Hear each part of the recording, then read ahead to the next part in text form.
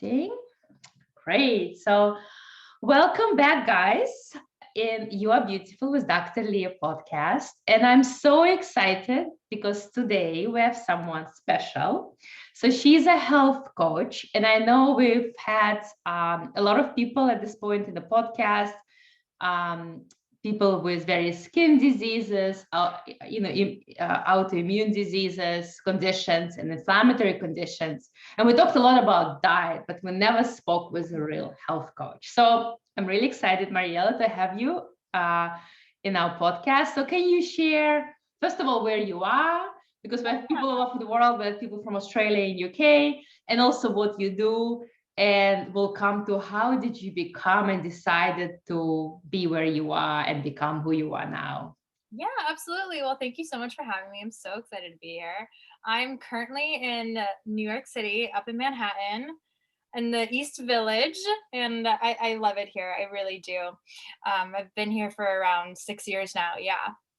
And like you said, yeah, I'm a health and life coach. And basically, my little like niche, like sort of sentence would be, I help young women repair their relationships with their bodies and with food.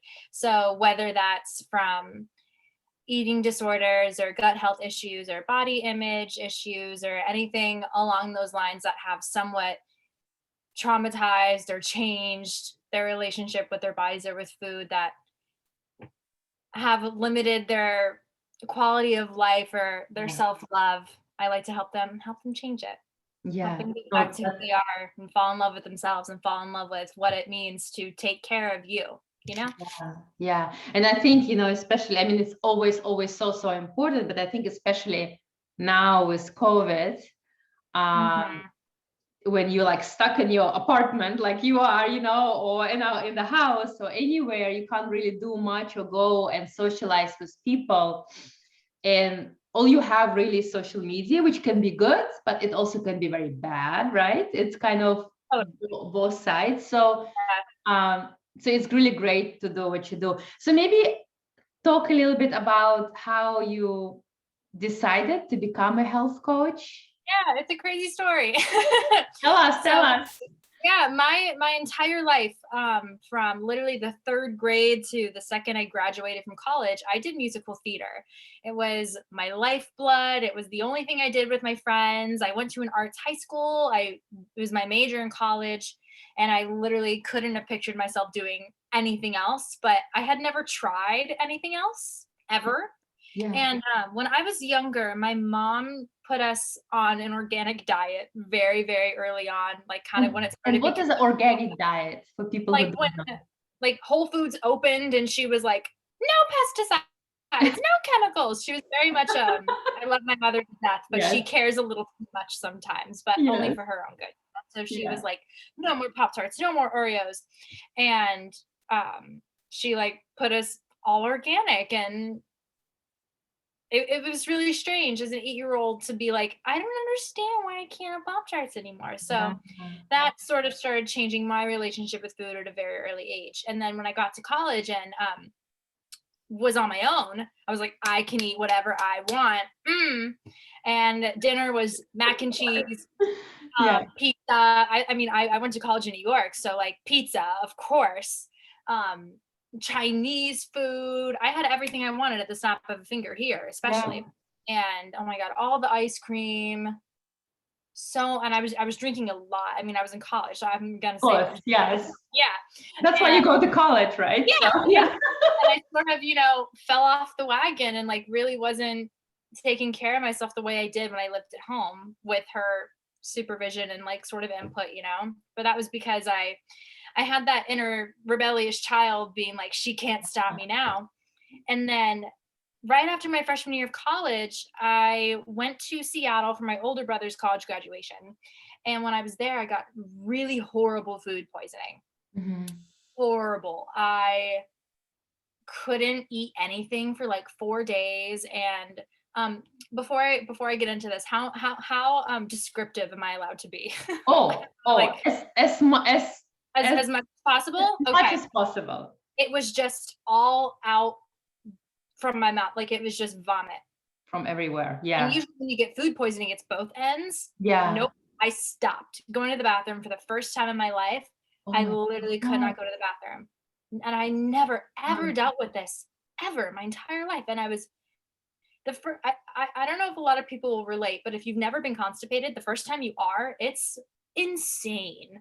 It's uncomfortable, it's ridiculous, and you're like, I don't know what's going on. Yeah. And It's so horrible. And we have our audience.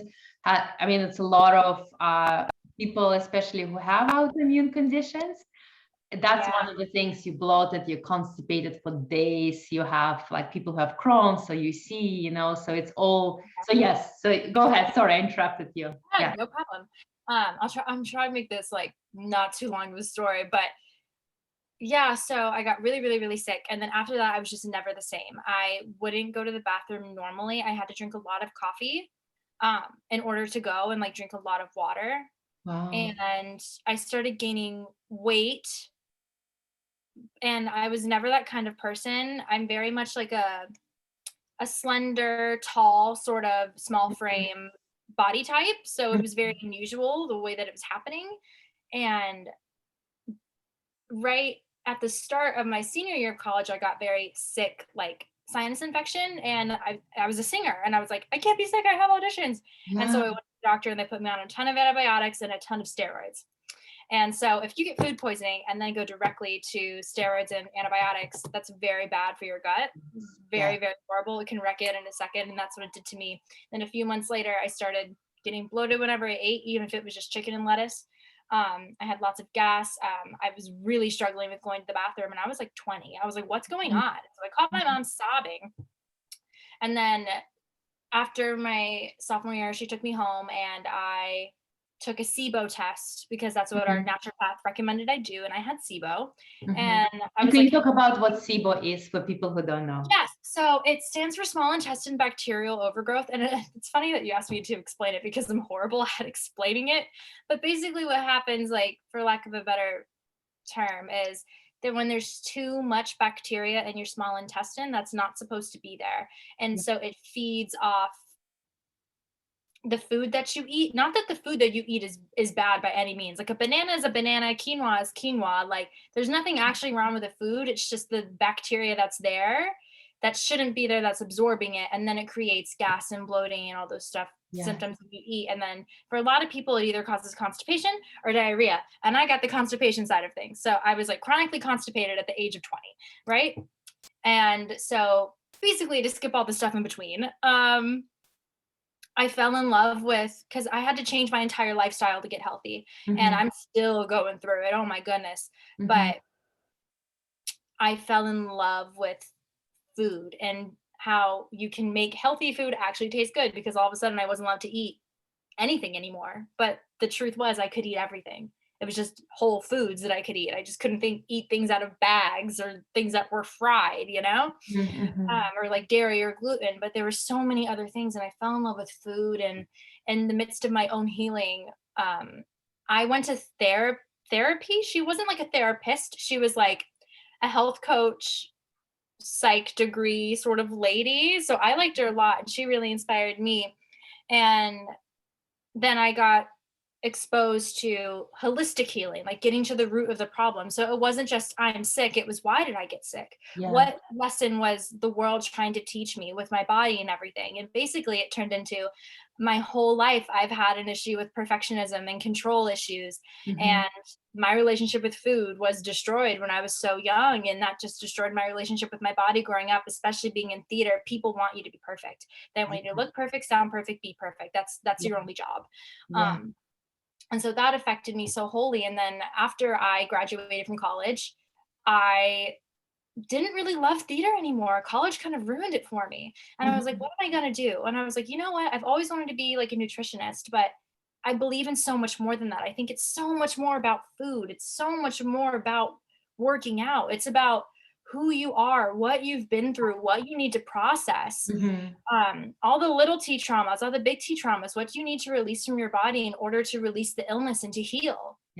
How can you turn your pain into purpose, into blessing, and into your life, right? And so I was like, I'm going to be like a health and life coach. And I found a program online that did both. And so I got certified. And then and I got my certification in July, and then I opened up my own business, and now I'm a health and life coach, and I love it. And that's basically how I ended up here. My God, I mean, good for you. This is amazing, you know, and I feel, and we'll come back to your story because there's so many things I want to ask and dissect. Literally so many things, yeah. Yeah, you know, because it's so often we think we want to do something like musical theater. Oh my God, it's amazing. I want to hear you sing one day. But we think we want to do something, and then we realize that, oh, maybe the dream, a child, you know, the dream that we had from childhood, at the end you grow in like a young woman or a man, and then you decide, actually my passion is this, and I feel so passionate about this, especially you, because it's not that you became a health coach, you know what it is to go through all the pain and all the craziness and finding out what's wrong with me, right? Like, what is it? So I mean, you are much more, I would say, trustworthy, you know, and reliable, because people can think, you know, and share the story, and you will understand. I like to work with young women as well, because I'm 24. I just turned 24 in November, and I really think that the connection that young women have with each other, there's a very trustful space there. Yeah. And they're like, you've been through exactly what I've been through. And it's not that I have the answers, but they trust me to guide them to find their own, because we have that, I keep saying trust, but that trust, that comfort level with each other, right? Yeah. That we can be as open as possible and exchange our stories and help each other, really. Because I mean, every time I talk to my clients, I'm inspired and I learn so much, right? Yeah. No, same here. Every time I speak with someone, I'm like, oh my God, I need to do this. I need to change this. This is amazing. Like, I haven't heard of this. And, you know, and I, like, my husband is a doctor, I'm a pharmacist, but we always like, oh, why, when we study it, and even now when people study to be a pharmacist or to be a doctor, or they do their PhD, they never study holistic approach or holistic medicine. It's always like, you are a gastroenterologist, you do this. You never talk about diet or stress or meditation or holistic. Never, right? It's like, okay, let's just figure this out, right? Or so it's so needed, and I feel like we need to change our whole education system, you know, so people can understand it. So in terms of, and I want to talk about diet, I want to talk about exercise, I want to talk about meditation, right? And like you said, you like also and like manifesting and all of that, right? Because I think it's so important and so needed. Like, so when you found out that you had SIBO, was it cured by eating the right foods or with medicine? What was your route? So the first time I tried to cure it, I tried to do it with antibiotics, and it didn't work at all. It did not work. And then I started doing it with diet, and then I started doing it with herbals. But something I have a very sort of relationship with are elimination diets. A lot of people go on them for life, and they're supposed to really only last anywhere from 4 to 8 weeks at the most, 6 preferably. And my doctors put me on I can never say it, an elimination diet for over 4 months. So my body did not know how to process anything. So I only ate vegetables and protein and certain fats like nuts and avocados for literally like 4 months of my life. And then as soon as I started eating carbs again, I gained weight like this, because my body like kind of went into ketosis, which is weird, but makes sense though. And so I started doing it with diet, and then they started putting me on herbals, and the herbals were working really well. I was feeling a lot better, but there were certain things that still weren't going on. Like, I was going to the bathroom now by myself, but like my stools weren't formed. Like, they weren't good releases by any means. And like my sleep was still really bad, and I was still getting bloated sometimes, and there were things that still really made my stomach turn, and I just like wasn't getting the answers that I needed to. And then I found a new doctor. They're actually in Australia. They're my favorite people ever. I talked to them last night, and they're so holistic, so herbal. And so I treated the rest of myself with the rest of myself with an herbal tincture that they recommended, like personally for me, and then supplementation, lots of natural anti-inflammatories. And then the interesting thing was that my SIBO is SIBO dominant methane, and then I also have leaky gut, and I think that's it. And then I also have dysbiosis in my microbiome, but that's because of the SIBO and the leaky gut. It's all connected, right? It's all connected. It's totally all connected. And I took so many laxatives for so long that the osmotic effect does too. Yeah. And but basically that's how I started to heal it. And then I feel so bad sharing this, but I got a lot better. I was the best I'd ever been. And then in October, I actually got a kidney infection and I had to take antibiotics. And then it sort of really, really, really set me back. And now I have a different form of SIBO and my leaky gut came back. But I'm good. I'm fine. We're taking care of it. We got new herbals on the way. Everything's going to be good and jolly. But it really goes to show, like, the reason it came back was antibiotics. I was under a large amount of stress at the time. I was going through a breakup. I wish I hadn't said that, but I did. But there's a lot that goes into it mentally, that can really affect what you're going through. And you have no idea that you're pumping so much cortisol and stress through your body that all of a sudden you create holes in your gut. You are so right. And the thing is, we always talked about our brain and then our body, and until around, I would say 10 years ago, microbiome, the term microbiome started coming up, and everything started. Now we talk about microbiome as our second brain, or maybe even first brain, right? We don't know. So there's a brain, and your gut is your second brain, right? So if you have stress, you'll see it there. If whatever you eat, or how your body reacts to anything that's happening within and outside, it's your gut, right? So what you say is just so true, and it's all connected. And so it's interesting you talk about herbals, and because I know people will be asking, like, supplements, right? The probably appropriate, like it's really and it's also and prebiotics as well. Yeah, exactly. And it's also going to almost like Chinese, right? Chinese medicine and all of that. And I think many people say, oh, I don't believe in that. I'm like, well, you don't have to believe. It's, if it's working, it's working. So and then another thing that I want to touch upon too, like with getting better and like with herbals and everything like that, you will never, if someone had the same exact problems as I do, they still don't have the same microbiome as me, right? So they have a different level of certain bacterias, and they're going to be affected in a different way. Like I could have the same SIBO as some person, but again, like I'm constipated and they have diarrhea. And so when it comes to supplements and prebiotics and everything, you're going to need a different kind for you. So people ask me all the time what exactly I took, what exactly I did. And I go, that's not going to be helpful to you. I can tell you who helped discover all these things for me, but you have to treat you and you specifically, not your diagnosis. Yeah, correct. Absolutely. And also what you also said, because I think many people think, oh, well, it doesn't apply to me. I don't have SIBO, but it's not that. Our gut, right, is filled with all kinds of bacteria, right? And flora, and all these creatures are there. So like I did like a test, there's day 2 or something. So they look at your stool sample and they see like, okay, what do you have? Right? Yeah. And it's like, I had more of this and like nothing of this. So all of us, it's not just if you have this or any specific condition, all of us have that balance or disbalance, right? In the gut. And that's because of what we eat and how much we stress. Yes. So talk about, and we'll talk about what you do in your sessions, but also talk about stress and mental health, because I think that's huge, right? Yes. So our nervous system controls our body. It just simply does. Our subconscious or unconscious. Everything that you learn is learned.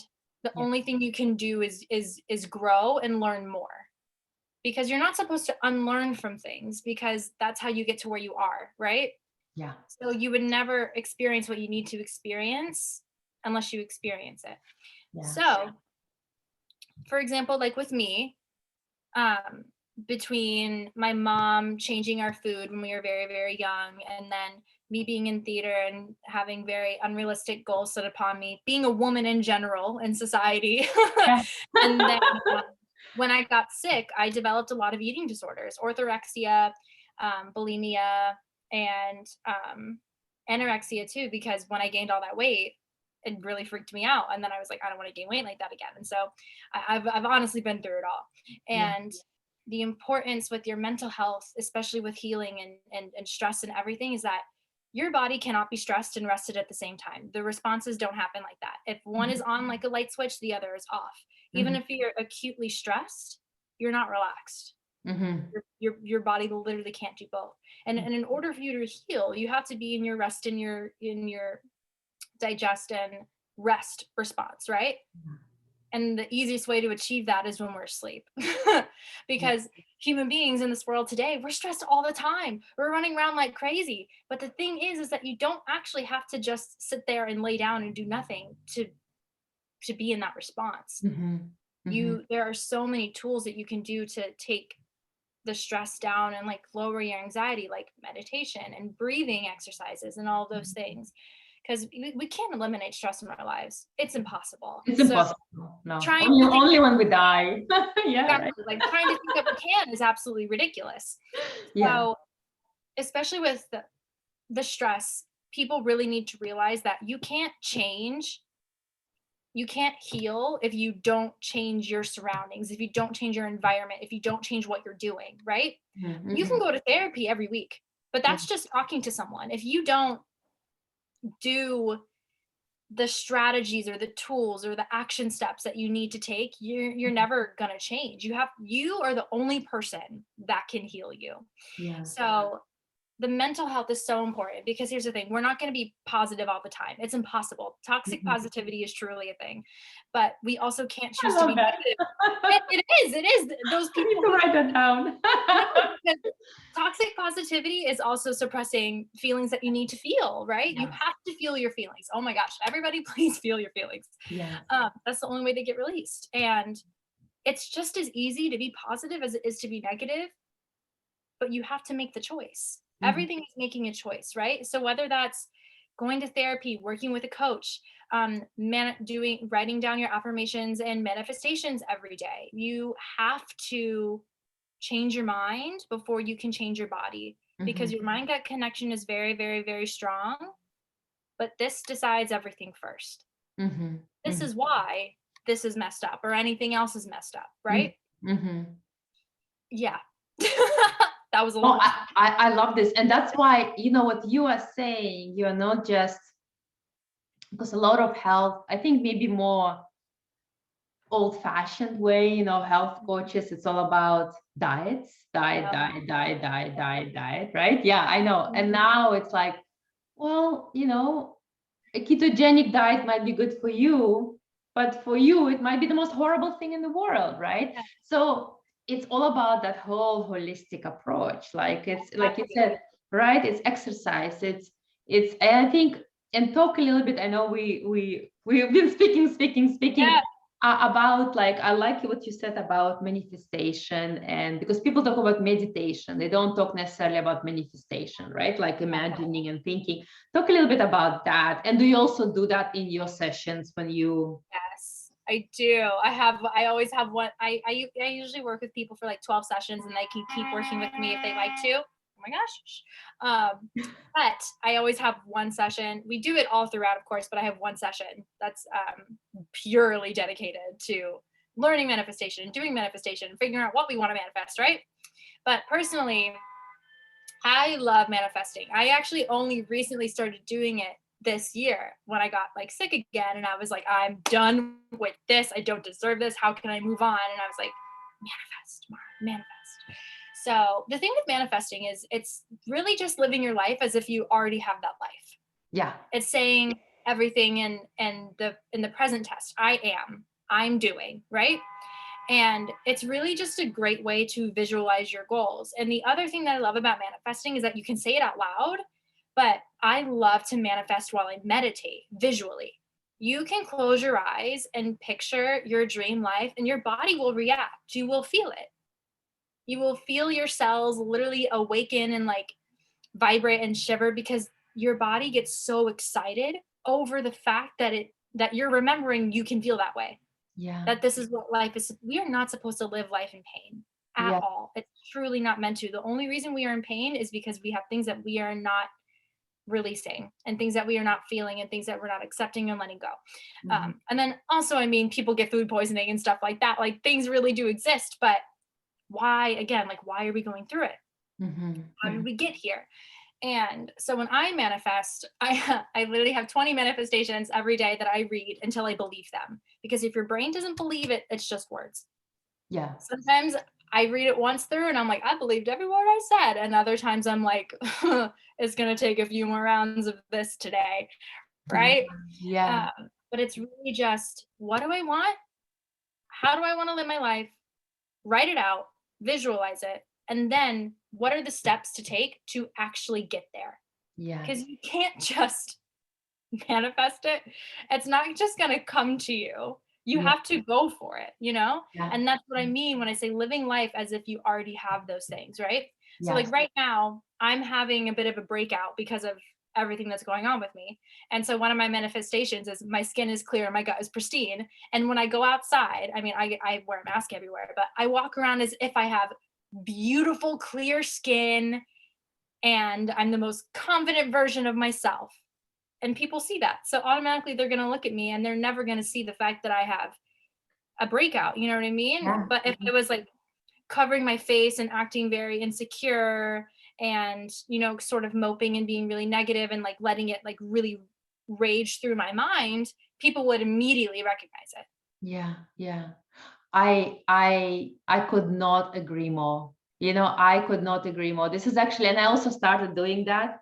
Yeah. I mean, I believe in the whole, even though being a scientist and in healthcare, I'm very much a believer in all that. And I just also actually recently just watched, there was a Netflix documentary, I think just came out a few months ago. Ooh. It's crazy. It's about the whole energy and how when you manifest and imagine, it basically comes to you. Yeah. Because you attract that energy, you know. Yeah, it's the law of attraction. It's a law of attraction, but almost supported by physics now, which is crazy. Love science. Oh, it's absolutely, and we've been watching, and I'm like, as a scientist, sometimes it doesn't make sense, but it actually does because they show and it does work. So, and I love that you say that. I also start doing like, I cannot meditate because I'm get all anxious. I'm like all like ADHD. But what helps for me is kind of hypnosis meditation. I just put I have a hypnosis app. So it's kind of, but then it stills me down and then you go through your affirmations, you know. And I think, so whatever it's hypnosis or meditation, but as long as you go through that positive belief about yourself, I think maybe it's even sometimes, I think in combination with diet and everything else, I think it's just that whole holistic approach is so powerful, right? Absolutely. And like the thing with meditation, it's all about, like you said, getting yourself to that positive space, or that space where you're letting things go. Yeah. And then getting yourself to slow down to the point where you're in the rest and heal response.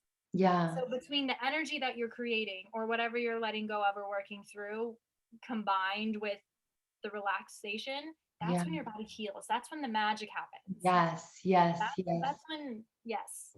I agree. No, I love all of this. I love this. And then you also said something as when we, you know, kind of corresponded before, you don't go out to eat, right? I currently don't right now, just because I don't believe in being restrictive. I truly don't. If I wasn't as sick as I am right now, it's more of just, how fast do you want to get better? Yeah. And I liked what you said, because I am kind of the same. I only go to one restaurant or like two maybe, and I feel bad. I also, because you don't know what you're eating and what kind of food. Well, and now everything is, well, it's open, but it's kind of closed. So I think I thought that's a good thing, that I know we're all looking forward to go out. Yes. But I think staying in and having dinner with friends is also great, right? Absolutely. And like the thing is that people don't believe they can cook. Everybody can cook. Yes. It's truly so easy. If you didn't burn it, congratulations, you cooked. Right? I love it. Yes. People really think that in order to cook, it has to taste like it or look like you went to a restaurant. Yeah. No, you can throw things in a pan with salt and pepper and be done. Yeah. Really, you don't have to like be this like fancy thing. And then other people are like, oh, I don't have time to cook. And I'm like, people make time for the things that are important. Yes. I'm gonna say it right now. I know. I agree. No, I fully agree. I think it's not, I don't have time. It's like you choose not to make time for it, right? So it's like, if I choose to make time, I don't do something else, I will do this. So, and I think you have amazing journey. And I think like being health coach, I think you're helping so many people. And I know we kind of talked about all of this, but I'm sure you have some dark days, right? Sometimes. Oh, girl. Especially the last like 2 weeks since I've been like really like sick again. Like it's traumatic. It really is. It's like I thought I was done. I thought I was waving this goodbye. I thought I was on the up and up, and all of a sudden I'm like worse than I was like before, you know? And here's the thing. Oh my gosh. I already said it. I'm gonna say it again. You have to feel your feelings. I'm gonna be completely honest. What was it? What's today? Monday? Friday night? I had a mental breakdown, but the good kind. I was meditating and I felt like I needed to cry, so I stopped and I cried for an hour. I literally cried for an hour and I just listened to what was on my heart and I was like, I want to cry about this. Now I want to cry about that. Now I'm going to cry about this. I love it. I have such dark days. I have days where I don't want to get out of bed, and then I have days where I've never been happier. And this is something I tell my clients. Every day, every choice you make should be about nourishment, energy, and joy. Whatever that means for you on that day and that moment. It can be different all the time. So sometimes for me, nourishment, energy, and joy is laying in bed and eating popcorn all day and watching TV, watching reality TV, because that's what I need. Because some days you can't. Some days you just can't. Some days the most you can do is breathe and exist and get through the day. And that's okay. And then other days, nourishment, energy, and joy might be, oh my God, I woke up, I immediately worked out, and then I went to brunch with friends and I had a great time. And then I came home and like journaled and like manifested and cleaned my whole house and made like a beautiful dinner. And then I'm getting tired. No, right? Exactly. Yeah. But it depends. But as long as you're looking to take care of yourself with those 3 things, then you've done it. Yeah. And it's fine.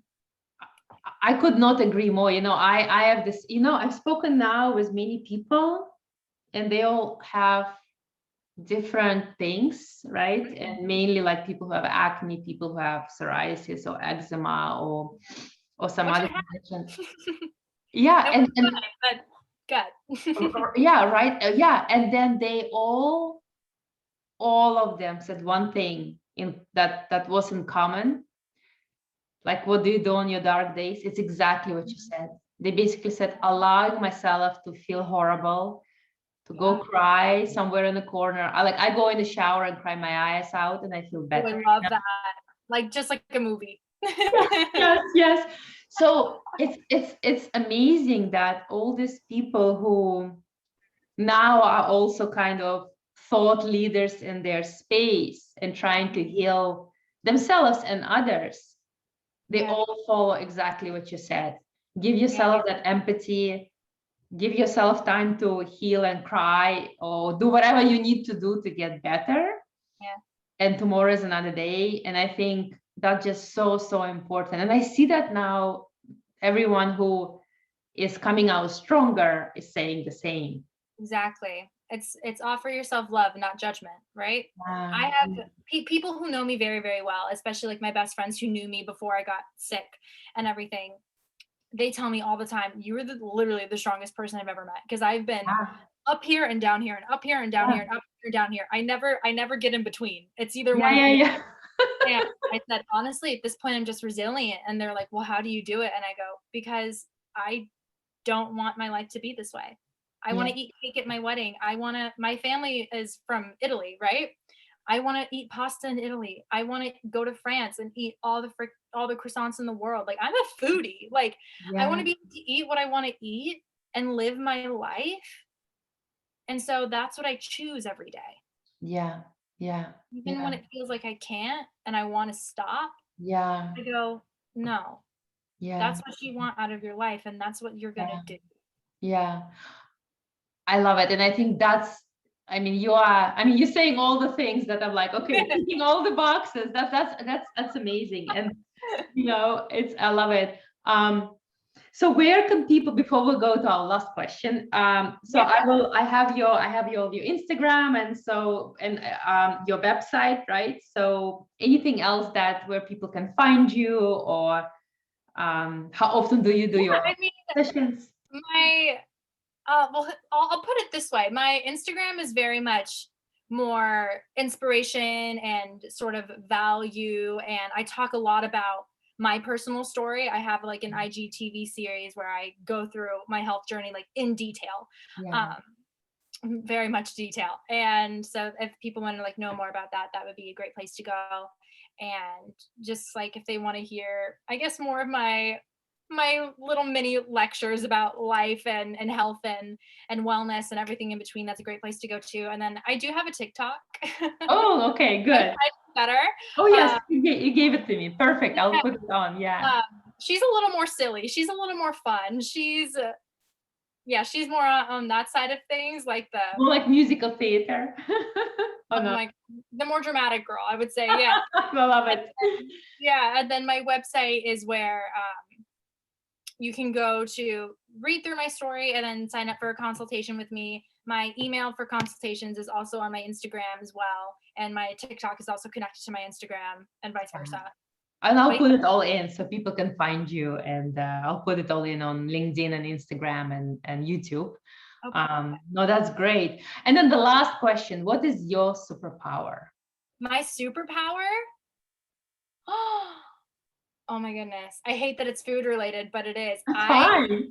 I can make any sort of indulgent, I hate saying unhealthy, I don't like that word. I can make any indulgent dish, like the most nutrient dense and nourishing version of it you could possibly imagine. Oh, you need to start sharing recipes, or do you?